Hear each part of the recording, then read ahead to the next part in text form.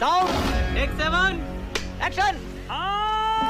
जी तो इनकार कर रहे हैं कि पार्टियों में तोड़ना, अपने साथ मिलाना ये उनका एजेंडा नहीं है। वो अपने विकास के मुद्दे पर उन्हें पूरा कॉन्फिडेंस है।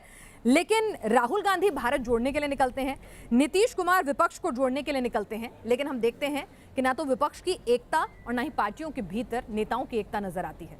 कितनी चुनौती है आपके लिए? देखिए, ऐसा था, इन्होंने 4 बातें बोली, उन 4 बातों पर तो बाद में चर्चा हो जाएगी। 2023 जुलाई महीने में 2024 के जनरल इलेक्शन की बात हो रही है। 300 रुपए पर नींबू बिक रहा है, लेकिन सरकार कुछ नहीं बोलेगी। दाल जो 70-72 में मिलती थी, आज 160 से 170 के बीच में। ये दूसरी बात है। महंगाई का म नहीं बोलेंगे और गाना 60 से 170 के बीच में है।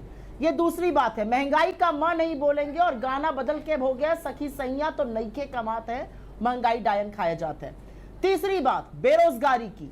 परसों आंकड़ा आया है, 2 साल में अपने पीक, अपनी चरम सीमा पर बेरोजगारी है।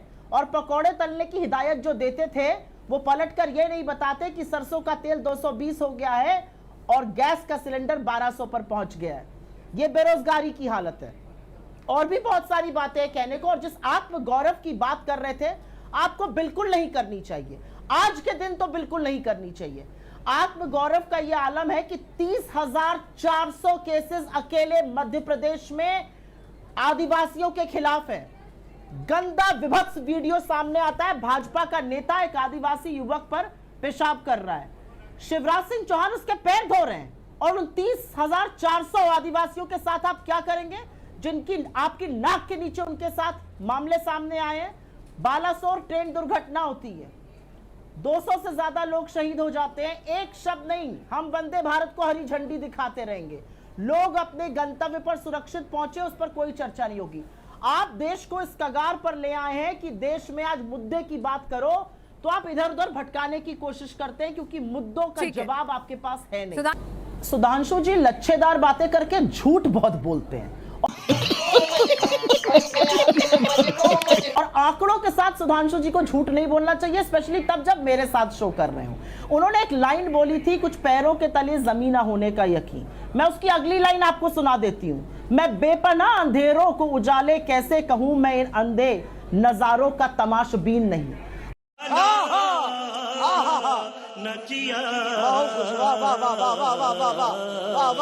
आपने इस देश को बर्बाद करने में कोई कसर नहीं छोड़ी है और क्रमवार तरीके से आप ही के झूठ का पर्दाफाश करूंगी, लेकिन जो आपने सवाल पूछा उसका जवाब जरूर दूंगी। नारायण राणे के ऊपर आरोप लगे हैं, भाजपा ज्वाइन करते हैं, सर्फ से धुलकर बिल्कुल पाक साफ हो जाते हैं। हेमंत बिस्व शर्मा पाक साफ, रेड्डी ब्रदर्स पाक साफ, येदियुरप्पा पाक साफ, इनसे शुभेंदु अधिकारी पाक साफ। आपके ऊपर केस चलेगा, अजीत पवार पाक साफ।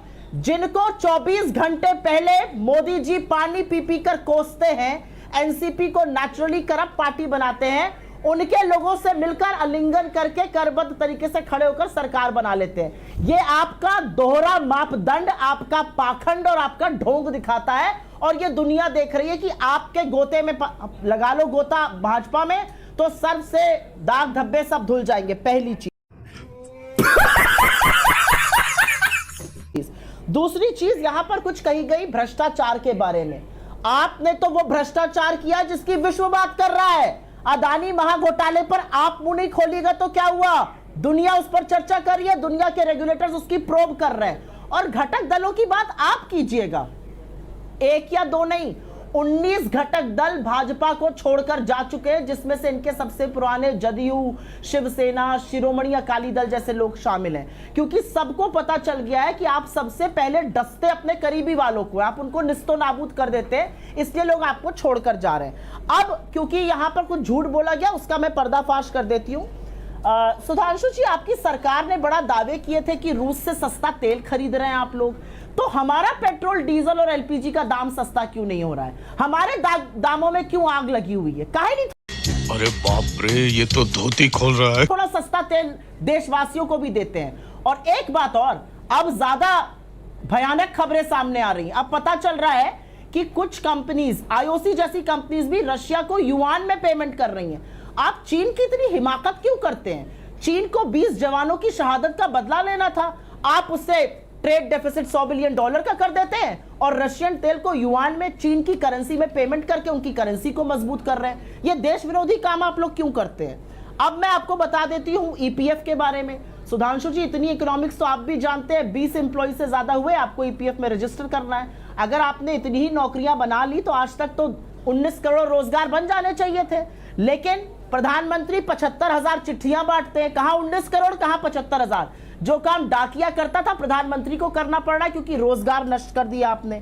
आप लोग कब तक लोगों की आंख में धूल झोंकिएगा? यूके की बात कर रहे थे ना, हिंदुस्तान की परचेजिंग पावर पैरिटी, एक मिनट जी, $7,000 है, यूके की $50,000 है, अमेरिका की $70,000 है। मूर्खता की दलीलें यहां पर देकर देशवासियों की आंख में धूल झोलना बंद कर दीजिए।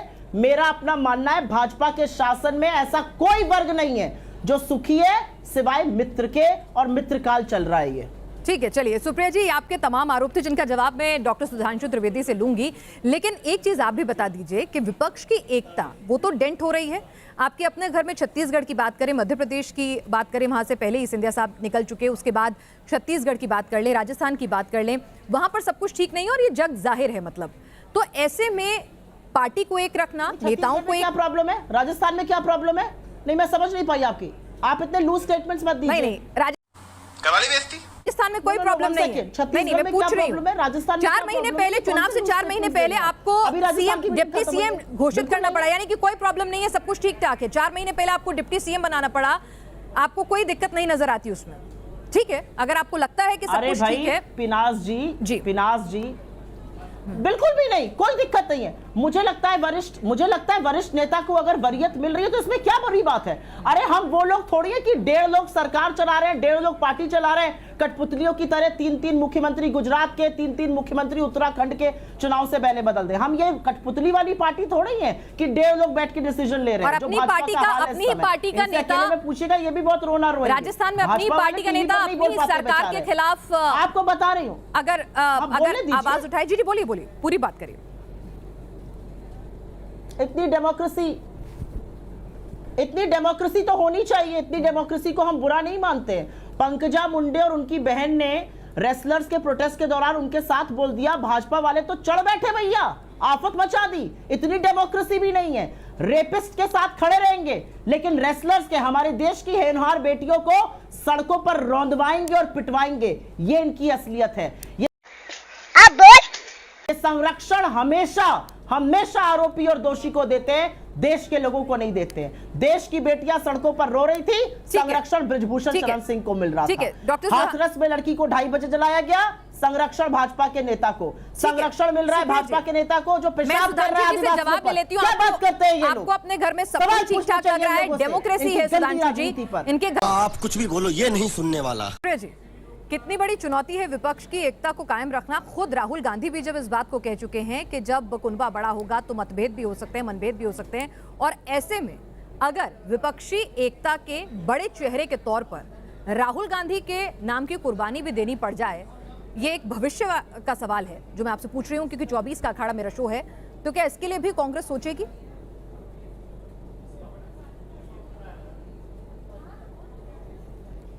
आपका सवाल बेबुनियाद है, ऐसे सवाल का मैं जवाब नहीं दूंगी। विपक्षी एकता की धुरी कांग्रेस बनेगी, और मुझे लगता है आपका सवाल हाइपोथेटिकल है और मैं उसका जवाब देना जरूरी नहीं समझती। ठीक है, लेकिन आपका जो एक वाइडर क्वेश्चन है, और वो वाइडर क्वेश्चन आपका लेकर के है विपक्षी एकता को। विपक्षी एकता क्या है?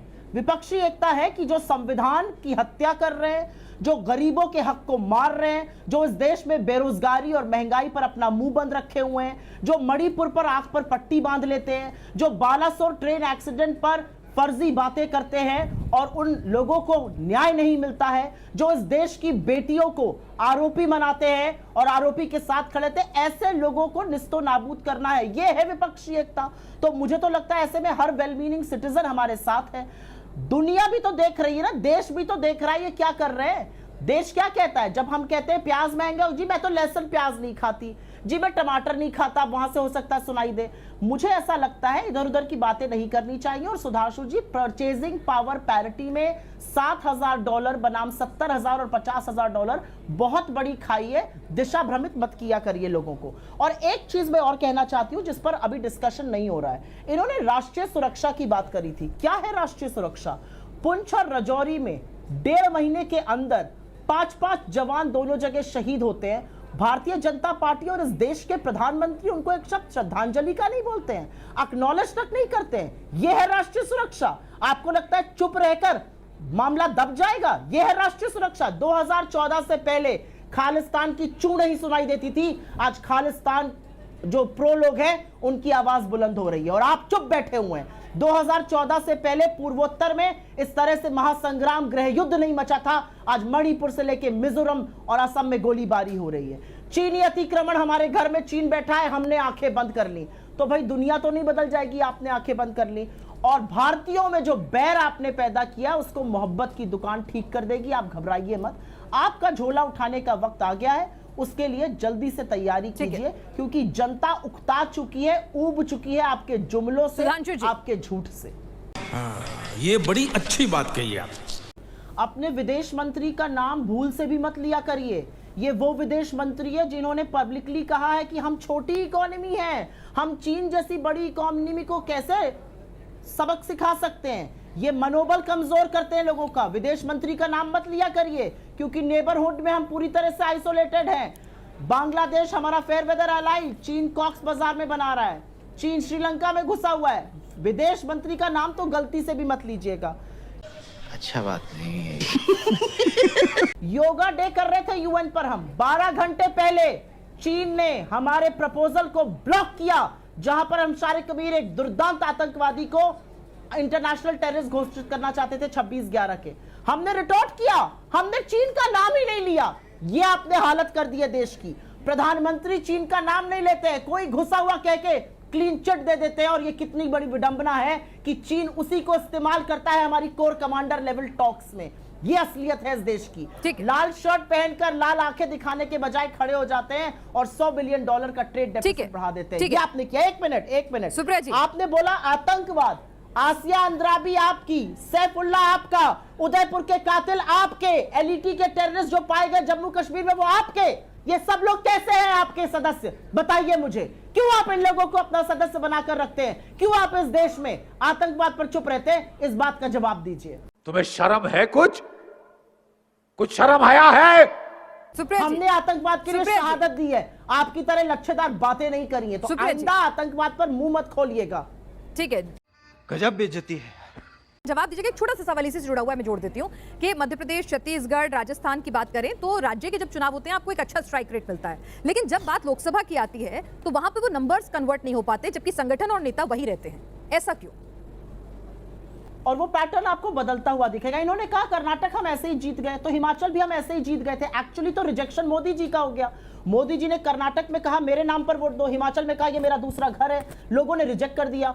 आरएसएस खुद कह रहा है मोदी जी के बल पर अब चुनाव नहीं जीता जा सकता। हम नहीं कह रहे हैं, आपका अपना आइडियोलॉग कह रहा है। तो उससे 2 सवाल पूछिए कि ऐसा वो क्यों कह रहे हैं। असलियत यह है कि मध्य प्रदेश में आपके होश फाख्ता है, छत्तीसगढ़ में हम सरकार रिपीट करेंगे, तेलंगाना में हम सरकार बनाएंगे और राजस्थान में हम सरकार रिपीट करेंगे। आज लिखकर आप ले लीजिए। तो जब आप ऐसे निस्तो नाबूद होइएगा तब आके हम लोग एक और डिस्कशन करिएगा और फिर उस जनता को गरियाइएगा। एक चीज जरूर कहना चाहती हूं जिससे आपके लोगों को पता चले कि ये कैसे लोग हैं।